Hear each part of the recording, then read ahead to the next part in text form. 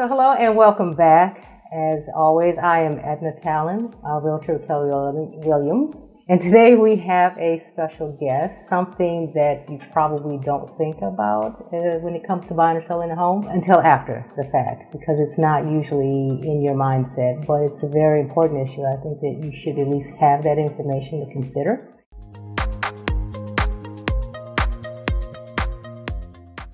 So today we are interviewing property manager Kim Mosley. She is the owner of KC Property Services LLC in Huntington, Michigan. I know her personally because she does manage the sub where I live. So I do have first-hand knowledge of what her company does. Just for some backstory, I think we had at least 5 or so companies before KC Properties. Some were okay. Some didn't make it through a year with us, and we have been with Kim's company now for multiple years, so that says a lot. So anyway, I am going to turn it over to Kim. Just give us a little bit of information about the company, and then we'll go from there. We'll talk about HOAs, homeowners associations for single-family homes versus condos, and when you're buying or selling, and those things that are included.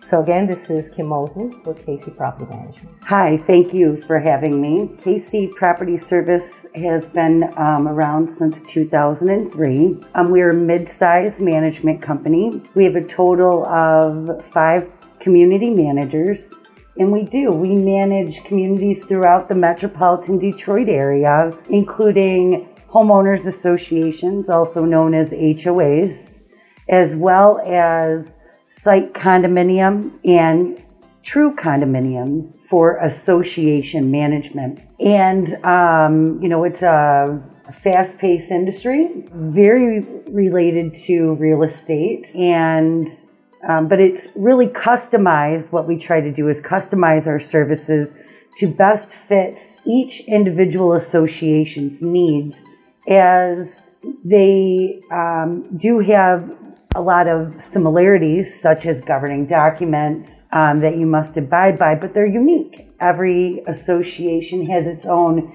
characteristics, and we consider this your home to enjoy, and we want to make sure that that's customized for our clients. So the first point is she mentioned about HOA, site condo, and true condos.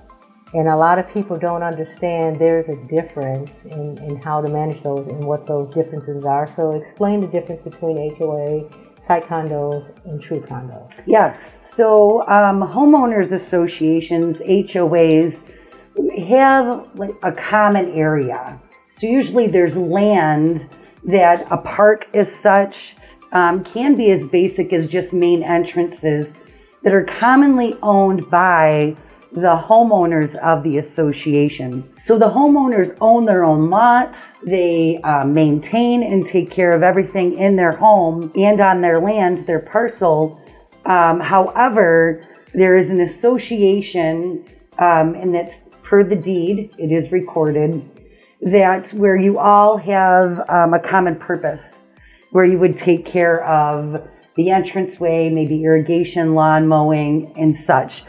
But they do not tend to the association to your home. Restrictions are usually much lighter, but there is association dues, and they assist in taking care of those common areas. In a site condominium, usually it's a little bit more similar to condos, even though they can be single family homes. And those can vary, where they would have a master deed. They would, sometimes the association can take care of like the roof and such, but commonly you still own your own home. Okay. But the restrictions can be much heavier. And then of course, always still the same, there's common elements to that subdivision. Okay.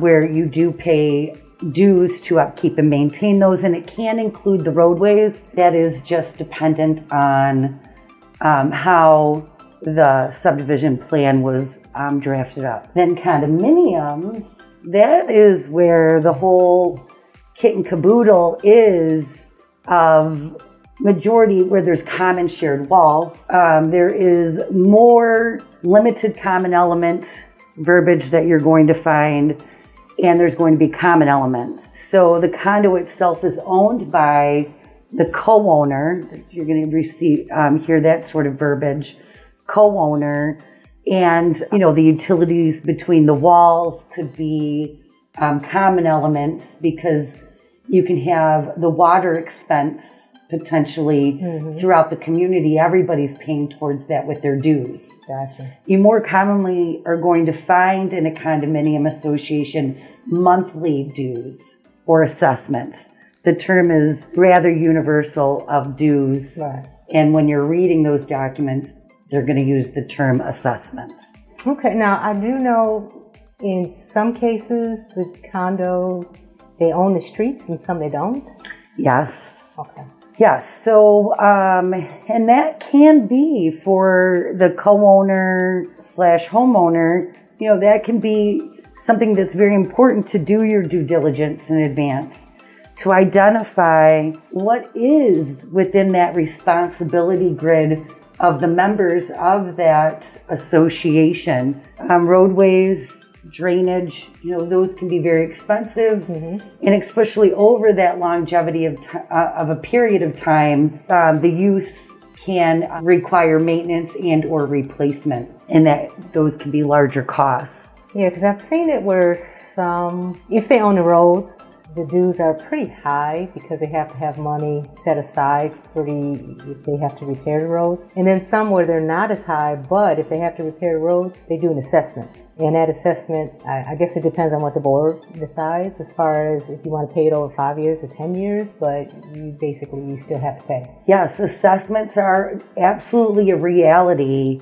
in living in an association. Sometimes, there's protocols where the community members are required to vote, that the board of directors can't just make that call on an assessment. So that's where really getting to know your governing documents is of utmost importance when you're looking at a new real estate transaction or looking at a potential home. And when she says governing documents, some people hear the word bylaws. So that's probably bylaws, PDA, PUD. The PUD, yeah. So those two get interchangeable, and that's actually a little bit steeper than just your bylaws. So there is a tier. Your articles of incorporation are recorded documents, and that's going to say how that association should function. Then, dependent on what type of association, you will find a master deed and or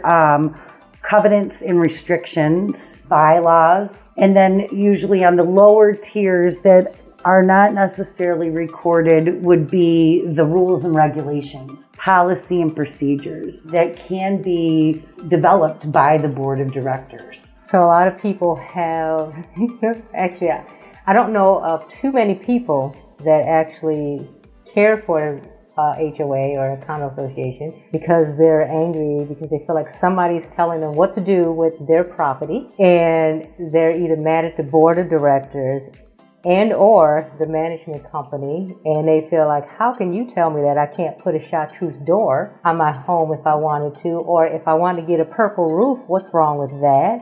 Or if I want to paint a huge mural on my garage door, what's wrong with that? Or who cares? It's my grass. Why do I need to make sure that it's weed free? And who cares what my flower bed looks like? It's my property. However, I do know that in myself in particular, there is language in our governing documents that says you must maintain your property. The unfortunate part is people don't understand that there's a good thing with that because Absolutely. It maintains your property value. So if a buyer is coming into a neighborhood to look at a home, they want to buy it, and they see all these people with these lawns that are horrible, it diminishes the value to them, and then they don't want to live there. And so the more people that don't want to live there, the longer the house sits on the market, then the value does this. And so as a seller, you definitely want to maintain your property, but not only that, hopefully Your neighbors will. Yes. Because how they maintain their property actually directly affects your property value. And as Kim was stating, with some of the associations, they have entrances that have to be maintained, in cul-de-sacs that have to be maintained. All of that has to do with property value, which is the job of the board to make sure that they are maintaining or upholding the bylaws, which part of that is whatever the beautification is for that property value. So on your way in, if it's a mess, that affects buyers. They pull up and they go, oh, the entrance looks terrible. They go down the street to another sub. So the more that they prefer another subdivision over yours, the lower your property value. So just putting that plug out there. Yeah, and just for transparency, I am a president of my association. So yes, it's a touchy subject, but I know firsthand, and it's not just because I'm president, but I live there and I see directly as a realtor how it affects property values. And so